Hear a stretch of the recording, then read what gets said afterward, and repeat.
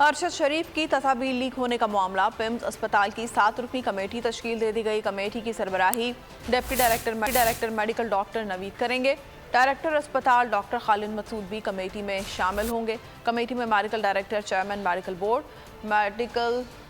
Board के तमाम मेंबरान इसमें शिरकत करेंगे। कमेटी में director IT PIMS medical board के कैमरामैन भी शामिल होंगे। इससे पहले भी पिम्स में 2 रुकनी कमेटी तश्कील दी गई थी। नई तश्कील शुदा कमेटी का पहला इजलास 14 नवंबर को तलब कर लिया गया है। तमाम मेंबरान को कमेटी इजलास में पेश होने की हिदायत की गई है।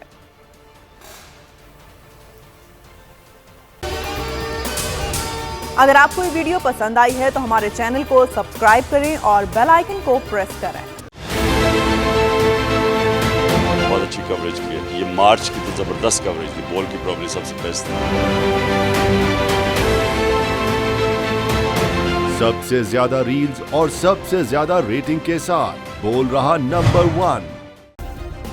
सब्सक्राइब करें और बेल दबाएं ताकि कोई खबर रह न जाए।